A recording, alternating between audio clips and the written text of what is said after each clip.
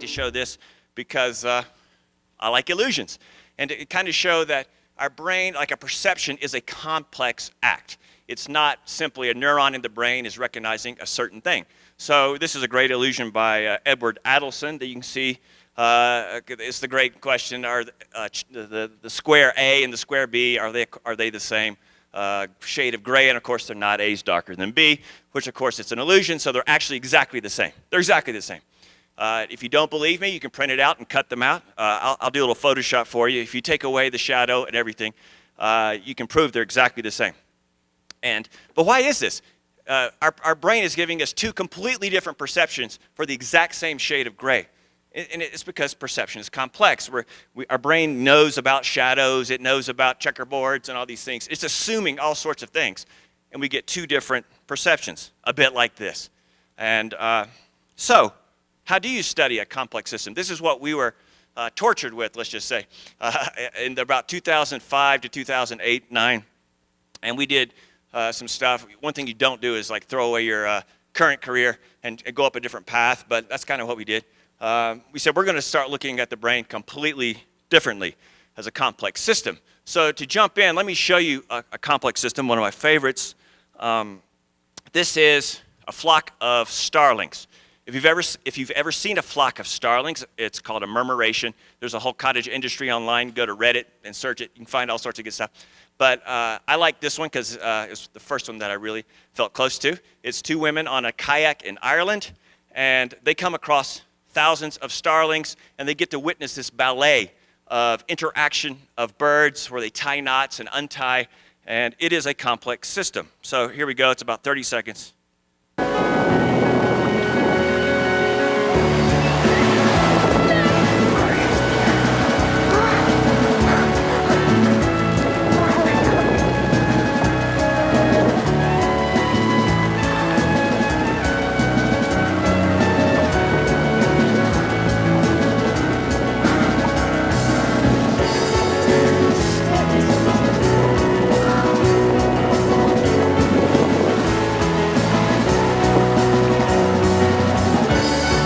I find things like this just absolutely stunning. You know you've sort of witnessed something if you've seen something like this. And so how do you study that? How do you study why they are doing that? Do you catch a bird and look at it and study the anatomy and all these other interesting things, which are fascinating? The answer is, in my opinion, no. Each individual bird in this murmuration is important. Each element is. But it's their relationships with their neighbors that is the key. Turns out that starlings follow three basic rules. Follow your neighbor, get as close as possible, but not too close. And so each bird's flight path's behavior is dependent on its neighbors, whose flight path is dependent on its neighbors. So in the end, you have a system where every bird is affecting the flight path of every other bird. I believe the brain works like this. I think neurons are very similar. They're obeying very simple rules, well, pretty complex rules, but they're essentially firing or not.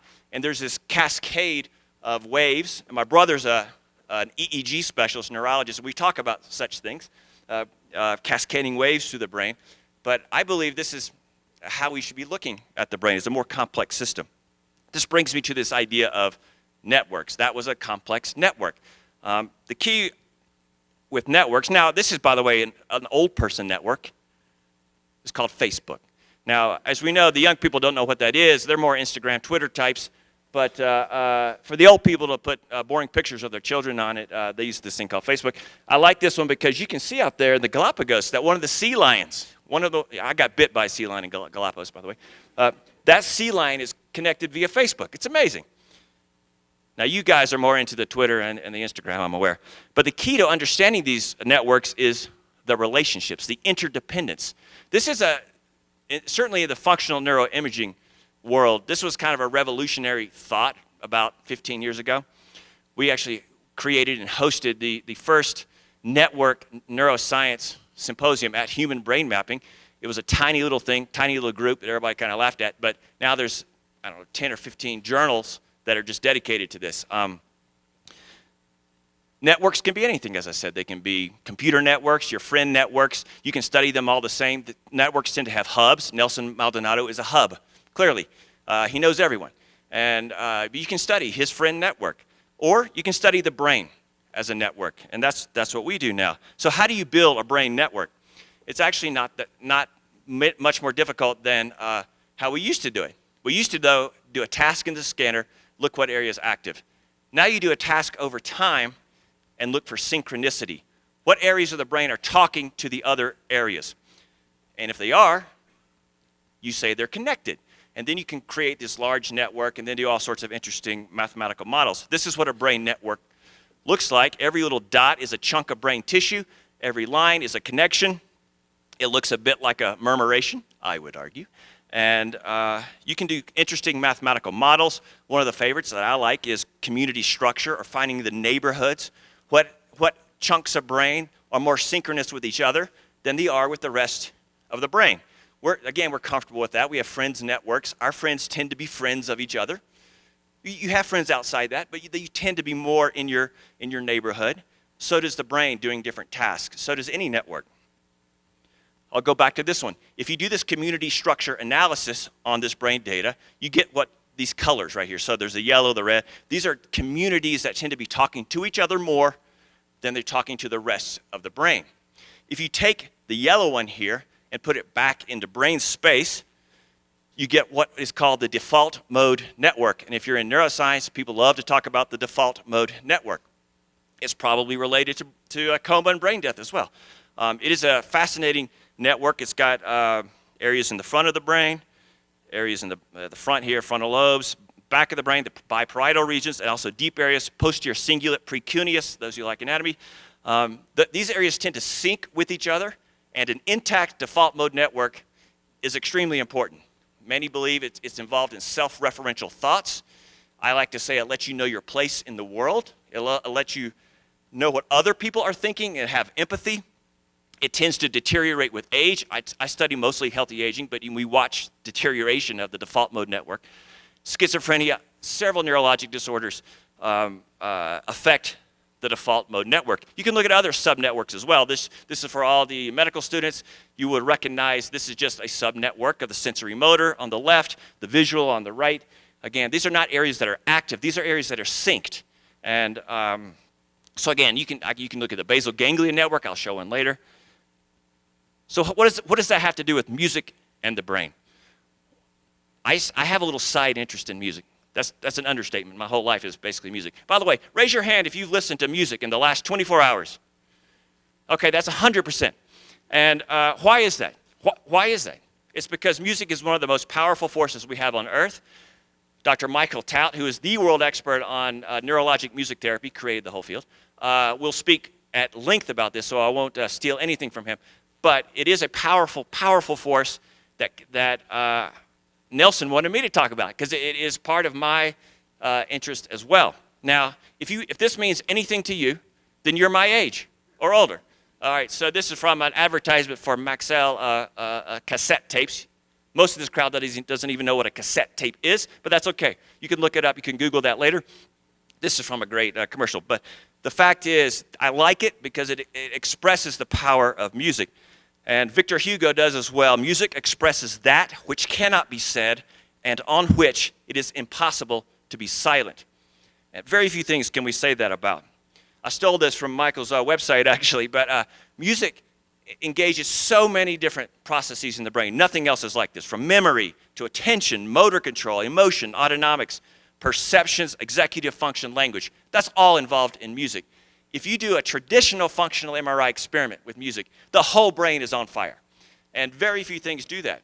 He's very good in that he uses that to actually treat people. Now, I'm going to show you a few images. You will have an emotional response to some of these. Perhaps you watched the Super Bowl. All I remember about it is the halftime show ever. And so that was a different halftime show. But some of these may elicit an emotion from you. All of these do for me. Of course, it's biased toward me. When David Bowie in the bottom left died in 2016, my wife would argue I was clinically depressed for about a week. He meant something to me. This guy meant a lot to me. And now I'm in Quito, Ecuador, and as I said, I stole Carol Cardenas from you guys, and she gave me some other people that may or may not mean something to you. I don't know. Apparently they do. Apparently this means something to you. you will have a response. You will have an emotional connection or dislike of some of these people. Karida, did these mean something to you? Okay, great. So we did a good thing. So I embarked on a task which to figure out preference. If you like something, does your brain look different than if you dislike it? That's a pretty basic study. But we thought it'd be an interesting thing to use our network techniques to study. And so we put people in the MRI scanner. They listened to 5 minutes of 5 different genres. Classical music, Beethoven's Fifth Symphony. Rock and roll, Kiss. That's from my era again. I want to rock and roll all night and party every day. Country, Brad Paisley. Rap as well, we had Usher. And then Chinese opera, which is unfamiliar to Western ears. So we wanted something that was unfamiliar to Western ears. And after each 5 minutes, we asked them to rate how much they liked it. And it was all over the place, what people liked and disliked. You would think most people would have disliked the Chinese opera, which was unfamiliar to them, the most. That was absolutely not the case. Like if you liked Kiss, you tended to hate country music. And so it was quite interesting. In addition, we asked every single person to say, if you could listen to 5 minutes of anything, what would it be? And people have very specific responses. We had Let It Be by the Beatles. We had Edith Piaf. We had Mahler's Second Symphony, Birmingham Symphony Orchestra, Simon Rattle conducting. Doggone it. The people they want what they like. So everyone listened to their favorite as well. So I'll go back to the default mode network again. If you liked something in the scanner, this is what your default mode network looked like. Pretty intact. You see the areas in the back and the deep areas. The posterior cingulate precuneus is reaching out to the frontal lobes, as well as the biparietal regions. What if you disliked it? This is what it looked like. The posterior cingulate precuneus areas were basically talking to themselves, absolutely not in sync with the frontal lobes. Now, you don't need me to tell you that you feel something different when you listen to something you like versus something you dislike. You know that. It's a different feeling. But this is kind of exciting to me. Perhaps we have some of the underpinnings, some of the mechanisms of what those feelings actually are. What if it was your favorite? This is what it looked like. This is your default mode network. If it was your favorite song, this is the most intact of the default mode networks. Again, I told you, default mode network, many people believe, is self-referential thoughts, knowing your place in the world, a feeling of comfort. You know, if you're a little bit down, you go listen to your favorite music. Why do you do that? I would argue perhaps it helps optimize the synchronization of your default mode network. Certainly, that's a little bit of neuropoetry, but I believe that's probably true. You can look at other subnetworks doing the same thing. This is looking at if you liked it versus your favorite of the auditory subnetwork. If you liked it, it's connected to this little area that I have circled called the hippocampus. They were in sync together. Now, the hippocampus, all you neuroscientists know, involved in encoding memories and other things. That makes some sense. So the auditory is trying to figure things out, encode memories. If it was your favorite, the hippocampus was not in sync at all. It was in its own little world over here. Well, that makes sense too. There is no reason to be encoding any memories if it's your favorite. It's part of your soul. I mean, it is absolutely encoded in you, and you feel very deeply about it. So we thought that was quite interesting. So that's just an example of how you can use some of this functional connectivity to answer some of these questions. The music and memory people who like to put iPods and all sorts of things in nursing homes embraced our work because their whole thing is saying they should be listening to music they like. You know, music from the age 10 to age 30 when they were myelinating and all this. That's what they should be listening to. And if you've ever seen pictures of an Alzheimer patient put on their music, they come to life. Now, I have not won a Nobel Prize, and I'm in no risk of that. However, I was on the cover of Nature.com for 24 hours, doggone it, with that study. So there you have it. Thank you very much. I'm here all night. No, I'm not done yet. I'm not finished. Now, I'm almost done. This is a segue into Michael. People talk about music in medicine now. Music in medicine. I am more rebellious than that. Music is medicine. And I'm going to tell you a really brief foray into a collaboration I've done with Dr. Tout. and his graduate student at University of Toronto. And again, we're in North Carolina, far away. We flew her in. It's amazing how you can do interesting collaborations. But this is for his rhythmic auditory synchronization project, which he will, it's just a tiny bit of his entire neurologic music therapy empire. But if you were at Cura yesterday and saw some of the traumatic brain injury patients go from unable to walk to absolutely being able to walk with a metronomic beat, I mean, I had tears in my eyes. It was amazing. So we did a task where they did two simple things. It's as simple as it gets. They tapped their finger in the scanner to 1 hertz. We played them 1 hertz, but then we stopped. They just tapped their finger to what they thought 1 hertz was on their own, self-paced, for 5 minutes. Then we played a metronomic beat, did the same thing. So it's beep, beep, beep, beep, beep. That's it. And then we did an analysis of that. And we know, he's going to show you, but we know that that makes all the difference in the world. We saw it yesterday clinically. So this is a complex slide. Don't obsess on it. Just realize that the dashed line is the self-paced. The 1 hertz tone is a solid line. The whole point of this is that, and this is showing the basal ganglia network actually on the right. And the red means it's more highly globally efficient than the yellow one. So if you have the 1 hertz tone, the same areas of the brain are more highly efficient and have a stronger connection if you get the 1 hertz tone. If you actually do the community structure analysis I spoke about earlier, you can see that the basal ganglia are more highly synced when they get the 1 hertz tone on the right than if they're self-paced on the left. Another analysis shows there's more connections between the basal ganglia and the motor networks when you get the tone. So again, you don't need me to do brain stuff to show show how wonderful this technique is that Michael's going to show. But it's kind of neat to see this is part of the story. He already has a big story, but it's part of the story of the syncing of the basal ganglia. Perhaps that's why it's so useful in Parkinson's disease and things like that. So take-home points. Remember the birds, murmurations, and the beautiful dance of the starlings, and how I believe that's a bit like the neurons in the brain. And and complex systems, understand that, and understand how musical preference, I know you guys like what you like. And next time you're listening to what you like, just think about the default mode network. That might ruin it for you. But if it doesn't, just think about, my goodness, my default mode network is really intact today.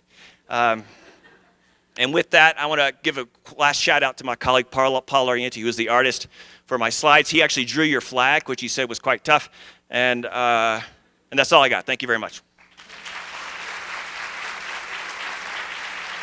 Yeah. You're okay now. Hey, questions? No questions about Fausto Miño. Oh, okay. No, very quick question. Yeah. In deaf patients, okay, what is the difference if you give them a metronome, visual metronome, for example? Have you done anything in deaf? I have done nothing in that. I'm sure Michael Taut would have an answer to that. But one of the key things in his work, again, he knows more than I do, but is the refinement of the auditory system in time.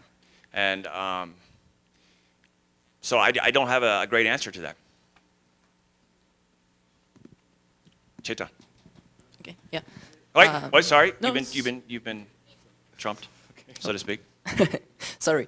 I was wondering, we know that there are structural differences in brains that undergo neurodevelopmental disorders or neurodivergence. I was wondering if there are any data on how music interacts with these different structures in neurodivergent individuals, and if there are any potential, because I've heard a lot of these music therapies and stuff for like AZ, for example, but I'm not sure how much we should focus on like therapeutic purposes and more like the relationship with these synchronized brain areas that could be different in neurodevelopmental disorders. Yeah, so in neurodivergence people. That is a very interesting question. Again, I will defer mostly to Michael on that because he has a whole program in cognition and all sorts of things. But I will tell you that in all people that I've interacted with, music is, especially in neurodivergent people, is a crutch in a way. And I believe that it has to do with, for example, the default mode network. But I will again defer to Michael on because he has a whole program in this sort of area, as well as motor and cognitive and all sorts of things, where he actually looks at such questions. This is great. I just keep dodging the questions right and left.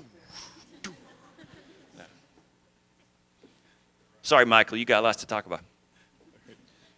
Jonathan, fantastic talk. Take time. And so the one pathway that is directly linked to arousal and consciousness is the mesolimbic system. Mm-hmm. And the question is, and then we see that in clinical practice where family members come in, you've been poking and prodding the patients the whole day. The second they hear their family member's voice, they trigger up. Question is, has there been any data collected in such patients, or are there any interest in collecting data in such patients? Well, as you may know, getting money to study music brain stuff is not trivial, because it's been considered fluff science for a long, long time for all sorts of reasons. However, it's getting less difficult to get money. When I was watching both of your talks, it made me wonder if people have played music and measured breathing and things like that, and how that would enter in your protocols, actually. So I don't know, actually. I don't know the answer to that. But it is a deep-seated primal experience that, again, activates so many subsystems in your brain that it feels like it is an area that should be ripe for research. Thank you, Dr. Burdette. Yeah, my pleasure.